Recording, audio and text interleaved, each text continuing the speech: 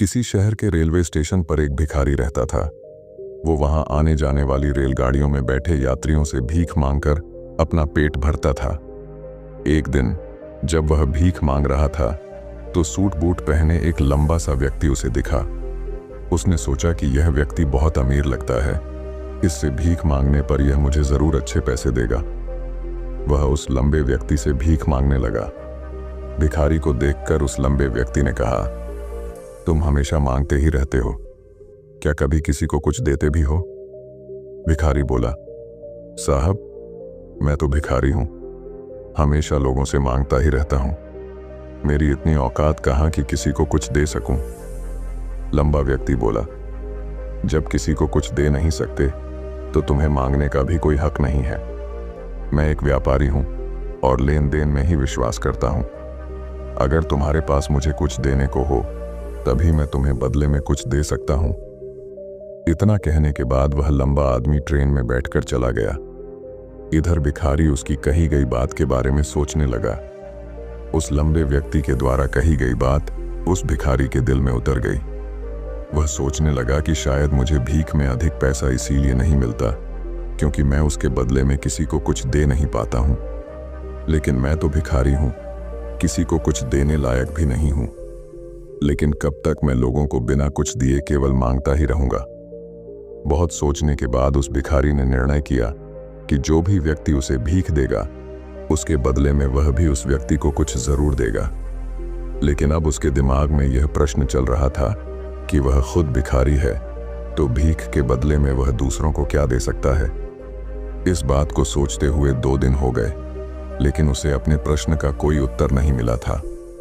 तीसरे दिन जब वह स्टेशन के पास बैठा हुआ था तभी उसकी नजर कुछ फूलों पर पड़ी जो स्टेशन के आसपास के पौधों पर खिल रहे थे। उसने सोचा, क्यों ना मैं लोगों को भीख के बदले कुछ फूल दे दिया करूं। उसको अपना यह विचार अच्छा लगा और उसने वहां से कुछ फूल तोड़ लिए। अब वह ट्रेन में भीख मांगने पहुंचा। अब जब भी कोई उसे भीख देता तो उसके बदले में वह भीख देने वाले को कुछ फूल दे देता। उन फूलों को लोग खुश होकर अपने पास रख लेते थे। अब भिखारी रोज फूल तोड़ता और भीख के बदले में उन फूलों को लोगों में बांट देता था। कुछ ही दिनों में उसने महसूस किया कि अब उसे बहुत अधिक लोग भीख देने लगे हैं। वह स्टेशन के पास के सभी फूलों को तोड़ लाता था।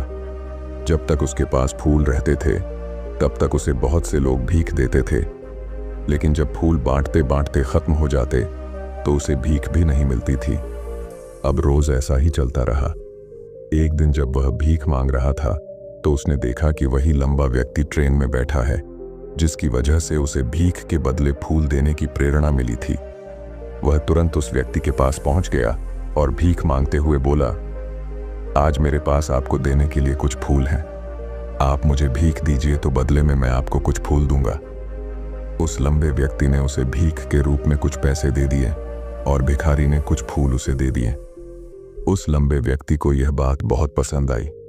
वह बोला, वाह क्या बात है, आज तुम भी मेरी तरह एक व्यापारी बन गए हो।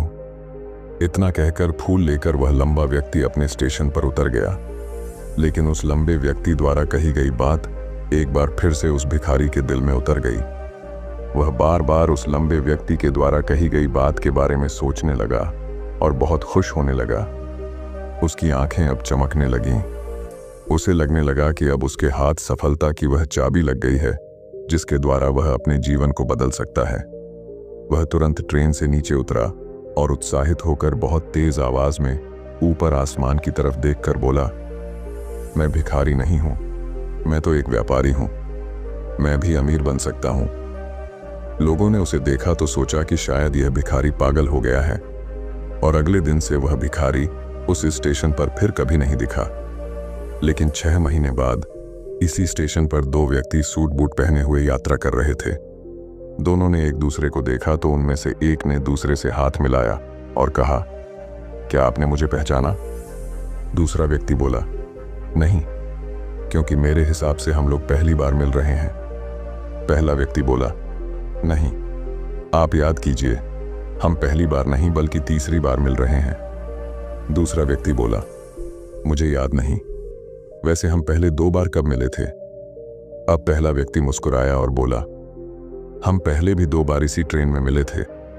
मैं वही भिखारी हूं जिसको आपने पहली मुलाकात में बताया कि मुझे जीवन में क्या करना चाहिए, और दूसरी मुलाकात में बताया कि मैं वास्तव में कौन हूं। दूसरा व्यक्ति मुस्कुराया और अचंभित होते हुए बोला, ओ, याद आया, तुम वही भिखारी हो जिसे मैंने एक बार भीख देने से मना कर दिया था और दूसरी बार मैंने तुमसे कुछ फूल खरीदे थे। लेकिन आज तुम ये सूट बूट में कहाँ जा रहे हो और आजकल क्या कर रहे हो? तब पहला व्यक्ति बोला, हाँ, मैं वही भिखारी हूं, लेकिन आज मैं फूलों का एक बहुत बड़ा व्यापारी हूं और इसी व्यापार के काम से ही दूसरे शहर जा रहा हूं।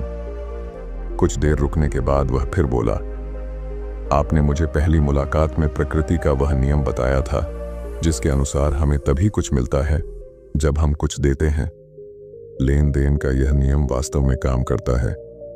मैंने यह बहुत अच्छी तरह महसूस किया है, लेकिन मैं खुद को हमेशा भिखारी ही समझता रहा। इससे ऊपर उठकर मैंने कभी सोचा ही नहीं। और जब आपसे मेरी दूसरी मुलाकात हुई तब आपने मुझे बताया कि मैं एक व्यापारी बन चुका हूं। अब मैं समझ चुका था कि मैं वास्तव में एक भिखारी नहीं बल्कि व्यापारी बन चुका हूं। मैंने समझ लिया था कि लोग मुझे इतनी भीख क्यों दे रहे हैं, क्योंकि वह मुझे भीख नहीं दे रहे थे बल्कि उन फूलों का मूल्य चुका रहे थे। सभी लोग मेरे फूल खरीद रहे थे क्योंकि इससे सस्ते फूल उन्हें कहाँ मिलते।